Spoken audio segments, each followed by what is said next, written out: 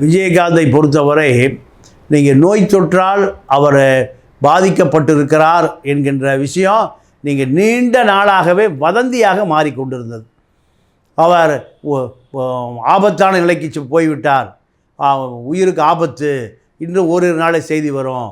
இந்த செய்தி பலமுறை தமிழகத்தை தாக்கி கொண்டே இருந்தது, மிக்ஜாம் புயல் தாக்குவதைப் போல. இருந்தாலும் மக்களுடைய பிரார்த்தனை அவர் 100 ஆண்டு காலம் வாழ வேண்டும், எந்த நோய் தொற்றும் இல்லாமல் அவர் மீண்டும் எழுந்து வர வேண்டும், பழைய கம்பீரத்தோடு வர வேண்டும். இதை மக்கள் எதிர்பார்த்தார்கள். ஆனால் இயற்கை அவரை காவு கொண்டு விட்டது. கடைசி காலத்தில் அவர் தன்னுடைய உடல்நிலையை வருத்தி கொண்டும் அந்த தேசிய முற்போக்கு திராவிட கழக செயற்குழு பொதுக்குழு தோழர்களை சந்தித்தார்.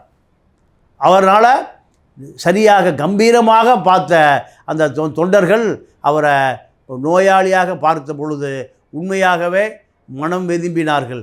இருந்த போதிலும் மீண்டு வந்து விடுவார், மியாட் மருத்துவமனையிலிருந்து கம்பீரமாக நடந்து வருவார் என்றுதான் தொண்டர்கள் எல்லாம் எதிர்பார்த்து காத்திருந்தார்கள். இது தொண்டர்கள் மட்டுமல்ல, தமிழக மக்களும் விஜயகாந்த் ஒரு கம்பீரமான மனிதராக வளம் வர வேண்டும் என்று ஊடகவியலாளர்களிலிருந்து அரசியல்வாதிகளிலிருந்து அத்துணை பொதுநல நோக்கர்கள் பூரா இந்த எதிர்பார்த்து காத்திருந்தார்கள். ஆனால் அது கனவாகவே மறைந்து போனது.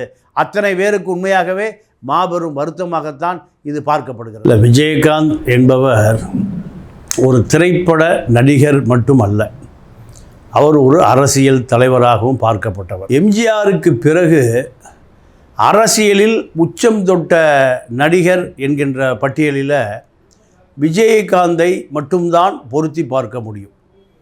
பல நடிகர்கள் தமிழகத்தில் நடித்திருக்கிறார்கள். பல வரலாறுகள் அவர்களுக்காக வரலாற்று பக்கங்களை நிரப்பி இருக்கிறது. இருந்த போதிலும் திரைப்பட நடிகர் சங்க தலைவர், பிரதான தமிழ்நாட்டின் எதிர்க்கட்சி தலைவர், இந்த பதவியை இதுவரை எந்த திரைத்துறையை சார்ந்தவர்களும், அதாவது நடிகர்கள், எம்ஜிஆரை தவிர, எம்ஜிஆர் முதலமைச்சர், எதிர்க்கட்சி தலைவர் அந்தஸ்து வரை வந்தவர் என்கின்ற அடிப்படையில், அதாவது இந்த கட்சி திமுகவை பொறுத்தவரை அண்ணாவால் ஆரம்பிக்கப்பட்டு அதிலிருந்து பிரிந்து எம்ஜிஆர் ஜெயலலிதா என்று திரைப்பட அடையாளம். ஆனால் விஜயகாந்தை பொறுத்தவரை சுயம்புவாக அவரால் உருவாக்கப்பட்ட இயக்கம்தான் தேசிய முற்போக்கு திராவிடர் கழகம். இந்த இயக்கம் தமிழ்நாட்டில் திராவிட இயக்கங்களுக்கு மாற்றாக பார்க்கப்பட்டது. இதுதான் இவருடைய சிறப்பு. நீங்கள் பிரதான எதிர்க்கட்சி தலைவர் 29 எம்எல்ஏ, திமுகவும் அண்ணா திமுகவும் விஜயகாந்தையும் தேமுதிகவையும் ஒதுக்கவோ மறைக்கவோ முடியாத அளவிற்கு தன்னுடைய ஆளுமையை நிலைநாட்டியவர். எனக்கு அவர் மேலே மிகப்பெரிய மரியாதை எப்போ வந்துன்னு கேட்டால், எம்ஜிஆரை சொல்லுவார்கள், நீங்கள் அடுத்தவன் சாப்பிட்டானா என்று அடுத்தவனுடைய கையை எடுத்து மோந்து பார்ப்பார்னு நீங்கள் சொல்லுவாங்க. அதே போல் விஜயகாந்தை பொறுத்தவரை உதவியாளர் பல முறை அடி வாங்கியிருக்கார். எதுக்கு அடி வாங்கியிருக்காருன்னா, தன்னுடைய இலையில் என்ன இருக்கோ அதுதான் லைட் பாயோட இலையில் இருக்கணும். இந்த உணர்வு எனக்கு சேர்ந்து எம்ஜிஆருக்கு பிறகு யாருக்கும் இருந்ததாக நான் தெரியல. யாரையும் நான் குறைச்சி சொல்கிறேன்னா இல்லை கூட்டி சொல்லுவது என்பது அல்ல. இந்த உயர்ந்த பண்பை நீங்கள் விஜயகாந்துடைய நினைவு கூறுகிற நாளில் நாம் இதை பதிவு செய்து ஆக வேண்டும். தனக்கு என்ன உணவு இருக்கோ அந்த உணவு கடைக்கோடி திரைப்படம் சம்பந்தமான தொழிலாளி சாப்பிடணும்னு மனதார நினைத்த மாமனிதன் விஜயகாந்த். மற்ற நடிகர்லாம் இருக்காங்க, கேரவனில் உட்காந்து என்ன சாப்பாடு போகுதுன்னே தெரியாது. ஆனால் விஜயகாந்தை பொறுத்தவரை நீங்கள் பல பேர் இன்றைக்கி கண்ணீர் விட்டு அழுகிறான்னா அதற்கு பொருத்தமானவர் விஜயகாந்த். இரண்டாவது, அரசியல், திரைப்படம் இரண்டிலுமே அவருடைய வெளிப்படை தன்மை, எதையும் மறைத்து பேசக்கூடிய அந்த தன்மை இல்லை. அதனால தான் நீங்கள் விஜயகாந்த் என்கின்ற ஒரு மனிதன் அரசியல் தலைவனாக, அதாவது முதலமைச்சர் நாற்காலியை நோக்கி நகர்ந்து. அதுதான் திமுக செஞ்சாலும் தப்பு தான், அதிமுக செஞ்சாலும் தப்பு தான். இந்த சொல்லுகிற துணிவு நீங்கள் இரண்டு பேரையும் தனித்து பார்க்கிற அந்த தனித்தன்மை விஜயகாந்தில் மட்டும்தான் இருந்தது. அதுதான் அதிமுகவும் விஜயகாந்தை பார்த்து மிரண்டதுன்னே நான் சொல்கிறேன். திமுகவும் விஜயகாந்தை பார்த்து மிரண்டது. திமுக அதிமுகவுக்கு மாற்றாக விஜயகாந்துடைய வளர்ச்சி பார்க்கப்பட்டது. தொண்டர்கள் நீங்கள் திமுக அதிமுக இரண்டையும் கட்டுப்படுத்தக்கூடிய ஒரு மனிதனாக விஜயகாந்த் இருப்பார்னு தொண்டை நம்பினான். அதிமுக மீது புகார் இருக்குது, திமுக மீது புகார் இருக்குது. நான் இந்த நேரத்தில் அதை ஏன் சொல்கிறேன்னா, இரண்டு கட்சிகளையுமே கட்டுப்படுத்தக்கூடிய ஒரு வல்லமை இதுவரைக்கும் யாருக்கு இருந்ததே இல்லை. எந்த தலைவர், பல கட்சி வந்துருச்சு, பல கட்சி தோன்றியது, பல கட்சி மறைந்து விட்டது. ஆனால் விஜயகாந்தை எதிர்பார்த்து நீங்கள் மூதறிஞர் கருணாநிதி காத்திருந்தாருங்கிற வரலாறு விஜயகாந்த் சொந்தமானது தான். இப்படியா விஜயகாந்த் கொண்டு சேர்த்துருக்கப்பா. இது இந்த நேரத்தில் ஏன் பதிவு செய்கிறோம்னா, நீங்கள் அவர் அண்ணாவிடம் பெரியாரிடம் நீங்கள் அரசியல் கற்றவர். அவரை விஜயகாந்தை எதிர்பார்த்து காத்துட்டு இருந்தார் அறிவாலயத்தில்னா இது ஒரு செய்தி தான். அதே போல் ஜெயலலிதா இந்திய அரசியலையே புரட்டி போட்டவர்.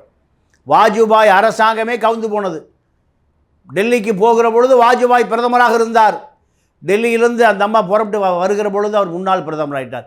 அப்படிப்பட்ட ஜெயலலிதா விஜயகாந்தனுடைய வருகை எதிர்பார்த்து போயஸ் தோட்டத்தில் விஜயகாந்த் வந்துட்டாரா என்று கேட்டுக்கொண்டே இருந்தார் என்ற செய்தி பதிவாகுது. ஏன் விஜயகாந்த் கூட்டணி வைத்தால்தான் அதிமுக வெற்றி அடையும், ஆட்சியை பிடிக்க அதிகாரத்துக்கு போக முதலமைச்சர் நாற்காலியை உட்கார முடியும். இதுக்கு யாருடைய தயவு தேவை? விஜயகாந்துடைய தொண்டர்களுடைய தயவு தேவை, விஜயகாந்துடைய தயவு தேவை.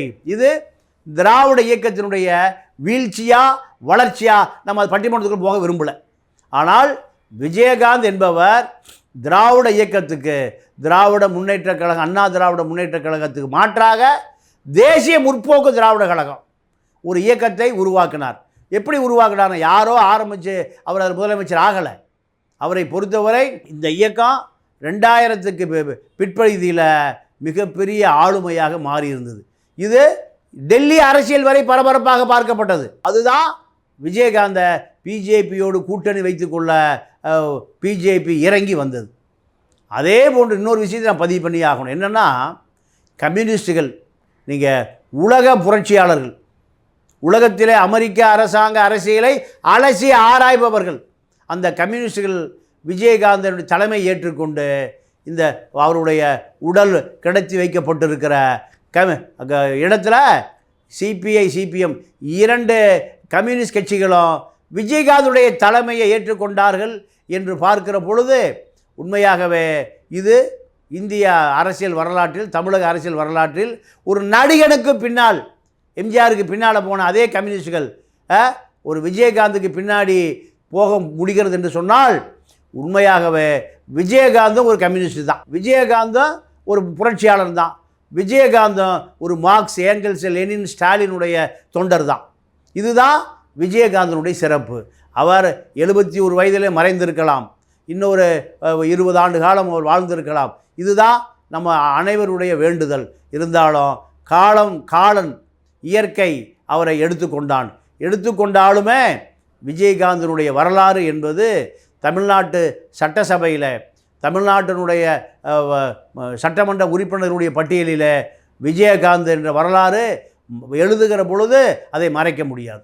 அதே போல் நடிகர் என்கின்ற வரலாறு எம்ஜிஆருக்கு பின்னாடி கருப்பு தங்கம் கருப்பு எம்ஜிஆர் என்பது, அவர் எம்ஜிஆர் வெள்ளை எம்ஜிஆர் கருப்பு எம்ஜிஆர், இந்த இரண்டு பட்டங்களோடு எம்ஜிஆருடைய வரலாறு யாரும் உரிமை கோர முடியாமல் நின்று போய்விட்டது. எம்ஜிஆரிடம் அதே வள்ளல் தன்மை, அதே கொடைத்தன்மை, அதே சிந்தனை, ஏழை எளியவர்களை நோக்கி தான் எப்படி எம்ஜிஆர் அடித்தட்டத்திலிருந்து இந்த நிலைக்கு வந்தாரோ அதே போன்று விஜயகாந்த் விஜயராஜாக மதுரையிலிருந்து கிளம்பி சென்னை வந்து தமிழகத்தை 29 சட்டமன்ற உறுப்பினர்களோடு கட்டி ஆண்ட பொழுதும் தன்னுடைய பின்னால் வரலாறை மறந்து விடவில்லை. இதுதான் எம்ஜிஆரும் அடித்தட்டு மக்களோடு தள்ளியது, நெருங்கியது. அதே போல தான் விஜயகாந்தை பொறுத்தவரை அடித்தட்டு மக்கள் விஜயகாந்த் ரசிகர் மன்றமாக இருந்தான். அவர்கள்தான் நீங்கள் விளிம்பு நிலை மக்கள், தாழ்த்தப்பட்ட ஒடுக்கப்பட்ட மக்கள் தான் விஜயகாந்தை ஏற்றுக்கிட்டான். இன்னும் சொல்லப்போனால் அருந்ததியர் காலனிகளில் விஜயகாந்துடைய அந்த மூலம் அருந்ததிய மக்கள் அவர்களுடைய இசை சாதனம் அந்த மூலம் இயற்கையாகவே விஜயகாந்துக்கு அந்த மூலம் கிடைச்சிது. மூலம் கிடைத்த பிறகு கொங்கு மண்டலத்தில் இருக்கக்கூடிய அருந்ததிய மக்கள் அத்தனை பேருமே எம்ஜிஆருடைய பக்தர்கள். அத்தனை பேருமே எந்த காலத்திலும் எம்ஜிஆர் வாக்கை அருந்ததிய மக்களிலிருந்து பிரித்து விட முடியாது. அந்த வாக்கு விஜயகாந்துக்கு அப்படியே வந்தது. ஆக அடித்தட்டு உழைக்கிற மக்களுடைய வாக்கு வங்கியாக விஜயகாந்த் திகழ்ந்தார். அதுதான் அவருடைய இமாலய வெற்றி. இந்த வெற்றிக்கு பின்னாலே தமிழ்நாட்டு அரசியல் என்பது ஒரு வெப்பநிலையில் இருந்தது. விஜயகாந்தை பொறுத்தவரை திமுக அதிமுக ஆட்சிக்கு வர வேண்டுமென்றால் விஜயகாந்தை இணைத்து கொள்ள வேண்டும். விஜயகாந்த் இருந்தால் மட்டும்தான் இந்த திராவிட இயக்கம் ஆட்சி அதிகாரத்துக்கு போக முடியும் என்ற நிலையை ஒரு 15 ஆண்டுகளில் உருவாக்கினார். இதுதான் அவருடைய மிகப்பெரிய வெற்றி.